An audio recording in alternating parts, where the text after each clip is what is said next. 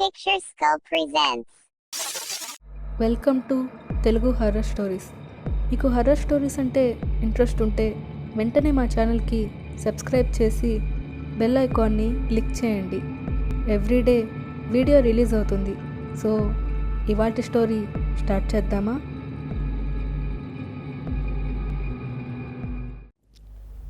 చీరాలలో ఉండే శ్రీనివాస్ అనే ఒక అతను కోమలి అనే ఒక అమ్మాయిని పెళ్లి చేసుకున్నాడు. వాళ్ళది అరేంజ్డ్ మ్యారేజ్. అయితే పెళ్ళైన 1 వీక్ తర్వాత శ్రీనివాస్ ఇంకా కోమలి ఇద్దరూ కలిసి హైదరాబాద్కి షిఫ్ట్ అయిపోయారు. శ్రీనివాస్ జాబ్ హైదరాబాద్లోనే చేస్తూ ఉంటాడు. అయితే వాళ్ళిద్దరూ షిఫ్ట్ అయిన ఒక 3 డేస్ తర్వాతే శ్రీనివాస్ కోమలితో తన పాస్ట్ గురించి, తన రిలేషన్షిప్స్ గురించి అన్ని విషయాలు తనని అడగడం మొదలుపెట్టాడు. దానికి కోమలి తనకి ఎటువంటి రిలేషన్షిప్ లేదని ఉన్నది ఉన్నట్టుగా మొత్తం శ్రీనివాస్కి ఎక్స్ప్లెయిన్ చేసి చెప్తుంది. అది విన్న శ్రీనివాస్ చాలా సంతోషపడతాడు. శ్రీనివాస్ కోమలిని చాలా బాగా చూసుకుంటూ ఉంటాడు. ప్రతి వీకెండ్ ఇద్దరూ కలిసి ఏదో ఒక సినిమాకి వెళ్ళడం, అలా బయటికి వెళ్ళడం చేస్తూ ఉండేవాళ్ళు. శ్రీనివాస్ కోమలిని ఎంతో బాగా చూసుకుంటూ ఉండేవాడు. కోమలి ఇంట్లోనే ఉంటూ శ్రీనివాస్కి కావాల్సిన పనంతా టైంకి చేస్తూ చక్కగా ఉండేది. తను కూడా చాలా మంచి అమ్మాయి. తను చాలా మంచి అమ్మాయి అవ్వడం వల్ల ఆ ఇంటికి వచ్చిన కొద్ది రోజుల్లోనే చుట్టుపక్కల వాళ్ళకు కూడా చాలా బాగా కలిసిపోయింది. తనకి ఫ్రెండ్లీ నేచర్ ఇంకా హెల్పింగ్ నేచర్ చాలా ఎక్కువ. తను అందరినీ సొంత వాళ్ళలాగా చాలా చక్కగా చూసుకుంటూ ఉండేది. సో అలా ఒక వీకెండ్ రోజు శ్రీనివాస్ త్వరగా ఇంటికి వచ్చేసి కోమలితో ఇవాళ మనం మాల్కి వెళ్దాం, సో వెళ్ళి నువ్వు రెడీ అయ్యిరా అని చెప్పి కోమలితో శ్రీనివాస్ అంటాడు. అప్పుడు కోమలి వెంటనే వెళ్ళి ఆనందంగా బాగా రెడీ అయి వచ్చింది. వచ్చి ఏమండి నేను రెడీ, మనం వెళ్దామా అని అడుగుతుంది. అప్పుడు శ్రీనివాస్ కోమలి ఇద్దరూ కలిసి అలా మాల్కి వెళ్తారు. వెళ్ళిన తర్వాత కాసేపు సరదాగా షాపింగ్ చేస్తారు. వాళ్ళిద్దరూ డిన్నర్ చేసి ఇంక రిటర్న్ అయ్యి వద్దామనుకునే టైంలో కోమలికి కాలేజ్ మేట్ అయిన ఒక అబ్బాయి అక్కడ కనిపిస్తాడు. అతను వెంటనే కోమలి దగ్గరికి వచ్చి కోమలి ఎలా ఉంది ఏంటి అని అన్ని విషయాలు మాట్లాడి చాలాసేపు కోమలితో మాట్లాడుతూనే ఉంటాడు. తను కోమలితో చాలా చనువుగా ఫ్రెండ్లీగా బిహేవ్ చేస్తూ ఉంటాడు. ఇదంతా గమనించిన శ్రీనివాస్కి చాలా కోపం వస్తుంది. కానీ శ్రీనివాస్ అక్కడ ఏమీ మాట్లాడ్డు. అలా వాళ్ళిద్దరూ మాట్లాడిన తర్వాత కోమలి ఇంకా తన ఫ్రెండ్ ఇద్దరూ బాయ్ చెప్పుకొని కోమలి ఇంకా శ్రీనివాస్ ఇద్దరూ కలిసి వాళ్ళ ఇంటికి రిటర్న్ అవుతారు. రిటర్న్ అయ్యి ఇంటికి రాగానే శ్రీనివాస్ వెంటనే కోమలిని ఎవడు వాడు, ఎందుకు వాడినితో అంతసేపు మాట్లాడుతున్నాడు, వాడికి నీకు ఏంటి సంబంధం అని చాలా ప్రశ్నలు కోమలిని అడుగుతాడు. దానికి కోమలి మేమిద్దరం డిగ్రీలో కలిసి చదువుకున్నాము, ఒకే క్లాస్లో చదువుకున్న వాళ్ళం. సో చాలా కాలం తర్వాత నేను కనిపించడం వల్ల తను నాతో బాగా మాట్లాడాడు. పైగా తనకి ఆల్రెడీ పెళ్ళైపోయింది. తన వైఫ్ ఇంకా తన కూతురు గురించి కూడా తను నాతో చెప్పాడు.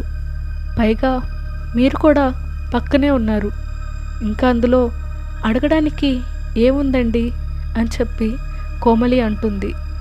దానికి శ్రీనివాస్ నీకు అతను బాయ్ ఫ్రెండే కదా అని అంటాడు. జనరేషన్ గ్యాప్ వల్ల కోమలిని అర్థం చేసుకోకుండా శ్రీనివాస్ అనుమానిస్తాడు. కానీ కోమలి అదేం పట్టించుకోకుండా వాళ్ళ భర్తకి సర్ది చెప్పుకుంటుంది. అప్పటికి శ్రీనివాస్ ఆ విషయాన్ని వదిలేసినా ఆ అనుమానం తన మైండ్లో అలానే ఉండిపోతుంది. అలా శ్రీనివాస్ అనుమానం రోజు రోజుకి పెరుగుతూ వచ్చింది. ఒక్కోసారి ఆఫీస్ టైంలో కూడా మధ్యలో సడన్గా ఇంటికి వచ్చేవాడు. వచ్చి స్ట్రేంజ్గా బిహేవ్ చేసేవాడు. పైగా కోమలి అక్కడ లేనప్పుడు తన ఫోన్ని తీసి గబగబా తన ఫోన్ అంతా కూడా సెర్చ్ చేస్తూ ఉండేవాడు. ఇవన్నీ గమనిస్తూనే కోమలి సైలెంట్గా ఉంది. అలా రోజు ఏదో ఒక రకంగా స్ట్రేంజ్గా శ్రీనివాస్ బిహేవ్ చేస్తూనే ఉన్నాడు. ఇదంతా చూస్తున్న కోమలికి ఒకరోజు తన సొంత భర్తే తననిలా రోజు అనుమానిస్తూ ఉంటే తను అదంతా భరించలేక ఒకరోజు వెళ్ళి శ్రీనివాస్తో గొడవ పడిద్ది. వాళ్ళిద్దరి మధ్య గొడవ చాలా పెద్దదవుతుంది. అలా ఆ గొడవలో తెలియకుండానే శ్రీనివాస్ కోమల్ని కొడతాడు. ఆ దెబ్బ కరెక్ట్గా తన తలకి తగిలి తను అక్కడే స్పృహ కోల్పోయి పడిపోతుంది. దాంతో శ్రీనివాస్కి ఏం చేయాలో ఏమీ అర్థం కాదు. శ్రీనివాస్కి భయం రావడం మొదలవుతుంది. వెంటనే వెళ్ళి కోమలిని చూస్తాడు. తలకి బలమైన గాయం తగలడం వల్ల తనకి చాలా రక్తం పోతూ ఉంటుంది. తను హాస్పిటల్కి తీసుకొని వెళ్తే కేసు అవుతుందేమో అని భయపడి కోమలిని అలానే వదిలేస్తాడు. కోమలి తిరిగి బతికితే జరిగిన విషయమంతా బయటపెడుతుందేమో అని చెప్పి శ్రీనివాస్ కోమలిని హాస్పిటల్లో తీసుకెళ్ళడు. కాసేపటికి కోమలి మరణిస్తుంది. అలా మరణించిన తర్వాత తను జారి పడిపోయిందని, దానివల్లే తను మరణించిందని చెప్పి పుకార్లు సృష్టించి అదే నిజమని అందరినీ నమ్మిస్తాడు. కొంతకాలం బాగానే గడిచిద్ది. సడన్గా ఒకరోజు రాత్రి శ్రీనివాస్ ఒక్కడే ఇంట్లో నిద్రపోతూ ఉండగా ఇంట్లో విచిత్రమైన శబ్దాలు రావడం మొదలవుతాయి. ఎవరో ఒక ఆమె ఏడుస్తున్నట్టు, నవ్వుతున్నట్టు, నడుస్తున్నట్టు ఇలా విచిత్రంగా అనిపిస్తూ ఉండిద్ది. దానికి శ్రీనివాస్ బాగా భయపడిపోతాడు. ఇంకా ఈ ఇంట్లో ఉండడం కరెక్ట్ కాదని, తను హత్య చేసిన కోమలి దెయ్యమయ్యిందేమో అని అనుమానంతో శ్రీనివాస్ ఆ ఇంటిని ఖాళీ చేసేస్తాడు. అలా ఖాళీ చేసిన తర్వాత ఆ ఇంటిని మళ్ళీ సేమ్ ఇలానే కొత్తగా పెళ్ళైన ఇద్దరు కపుల్కి రెంట్కిస్తాడు. రెంట్కిచ్చి, నేను నా భార్య చనిపోయిన తర్వాత ఈ ఇంట్లో అస్సలు ఉండలేకపోతున్నాను. తన జ్ఞాపకాల్ని నేను ఇక్కడుంటే మర్చిపోలేను. పైగా నా ఒక్కడికే ఇంత ఇంటితో అవసరం లేదు. సో నేను ఈ ఇంటిని ఖాళీ చేస్తున్నా. అందుకనే మీరు ఇంట్లో ఉంటూ ఇంటిని బాగా చూసుకోండి. ఈ ఇల్లంటే నాకు ఇష్టం అని చెప్పి ఆ ఇంటిని వాళ్ళకి రెంట్కిస్తాడు. శ్రీనివాస్ అనుమానించినట్టుగానే కోమలి చనిపోయాక నిజంగానే దెయ్యం అవుతుంది. తన ఆత్మ ఆ ఇంట్లోనే ఉంటూ శ్రీనివాస్ కోసం ఎదురు చూస్తూ ఉండిద్ది. శ్రీనివాస్ పైన పగ తీర్చుకోవాలంటే కోమలి ఆత్మకి ఇంకొక మనిషి సహాయం కావాలి. దానికోసం ఆ ఇంటికి రెంట్గా వచ్చిన ఆ అమ్మాయిని ఆవహించాలని కోమలి నిర్ణయించుకుంటుంది. ఇలా ఉండగా ఆ అద్దెకి ఉంటున్నామా వాళ్ళ భర్త ఆఫీస్కి వెళ్ళగానే ఆ తర్వాత నుంచి ఇంట్లో విచిత్రమైన శబ్దాల్ని గమనించింది. ఉన్నట్టుండి ట్యాప్ ఆన్ అయినట్టు సౌండ్ వస్తుంది. వెళ్ళి చూస్తే అక్కడ ట్యాప్ ఆఫ్లోనే ఉంటుంది. తను కూర్చున్న రూమ్లో పక్క రూమ్ నుంచి ఏదో శబ్దం వస్తున్నట్టు, గిన్నెలు పడిపోయినట్టు విచిత్రమైన శబ్దాలన్నీ తను గమనిస్తూ ఉంది. అలానే వాళ్ళ భర్త వచ్చిన తర్వాత తనకి జరిగినవన్నీ వాళ్ళ భర్తతో చెప్తే, నువ్వు అలా ఏం ఆలోచించి భయపడకు. ఆల్రెడీ ఒక మనిషి ఈ ఇంట్లో మరణించడం వల్ల నువ్వు ఏదేదో ఊహించుకుంటున్నట్టున్నావు. కానీ అదంతా నిజం కాదు, కేవలం నీ భ్రమ మాత్రమే. ఈ ఇంటికి మనం వచ్చి 3 రోజులే అయింది.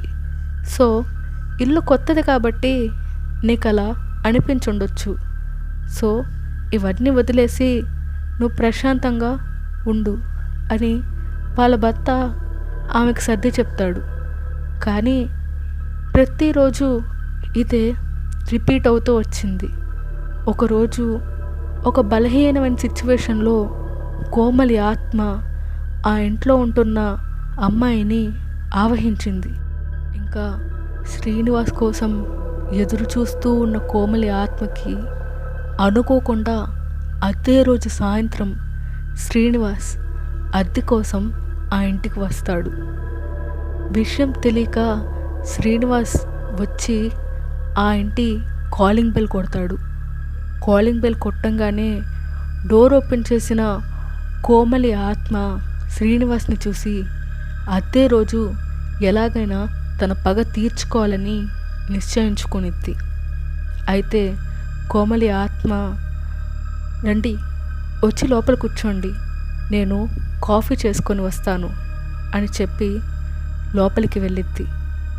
అప్పుడు శ్రీనివాస్ వచ్చి అక్కడ సోఫాలో కూర్చొని వెయిట్ చేస్తూ ఉంటాడు. ఒక 5 నిమిషాల్లో ఆ అమ్మాయి చేతిలో టీ తీసుకొని నడుచుకుంటూ వచ్చిద్ది. వచ్చి అది శ్రీనివాస్ చేతికి ఇచ్చిద్ది. శ్రీనివాస్ అది తీసుకుంటూ ఆమె మొహం వైపు చూస్తాడు. ఆ మొహం ఆ ఇంటికి అద్దెకి వచ్చిన ఆమె మొహం నుండి కోమలి మొహంలాగా మెల్లగా మారుకుంటూ వచ్చింది. అది చూసి శ్రీనివాస్ వెంటనే లేచి పరిగెత్తపోతాడు. కానీ శ్రీనివాస్ ఒక్క అడుగు కూడా కదలలేకపోతాడు. తను తన చేతిని కాలుని కూడా కదపలేని పరిస్థితిలో ఉన్నాడు. తను పెద్దగా అరుస్తూ, ప్లీజ్ కోమలి, ప్లీజ్ నన్ను వదిలేయి, నేనేం చేయలేదు, ప్లీజ్ కోమలి, ఇదంతా నేను కావాలని చేయలేదు కోమలి, ప్లీజ్ నన్ను చంపకు కోమలి అని ఏడుస్తూ ఉంటాడు. కోమలి ఆత్మని ఎంతగానో బ్రతిమలాడుతూ ఉంటాడు. అప్పుడు కోమలి పెద్దగా నవ్వుతూ ఉండిద్ది. శ్రీనివాస్కి ఏం చేయాలో ఏమీ అర్థం కాదు. తను అలానే ఏడుస్తూ బ్రతిమలాడుతూ ఉంటాడు. కోమలి అలానే భయంకరమైన వాయిస్తో పెద్ద పెద్దగా నవ్వుతూ ఉండిద్ది. ఇది ఉన్న శ్రీనివాస్ భయంతో వణికిపోతూ ఉంటాడు. కోమలి కళ్ళు ఎర్రగా అయిపోతూ ఉంటాయి. తన మొహం కూడా బాగా మారిపోయినట్టుండిద్ది. కోమలి అలా కాసేపు నవ్వి తర్వాత శ్రీనివాస్తో ఇలా అంటుంది, చూడు, నేనెంతో ఆశతో ఆనందంగా జీవిద్దామని నేను ఎంతో ఇష్టపడి పెళ్లి చేసుకున్నాను. కానీ నువ్వు నీ అనుమానం అనే రోగంతో నన్ను చంపేశావు. నీతో ఉన్నంతకాలం కూడా నేను ఎంతో బాధపడ్డాను. కానీ నువ్వు అలా బతుకుతున్న నన్ను కూడా చంపేశావు.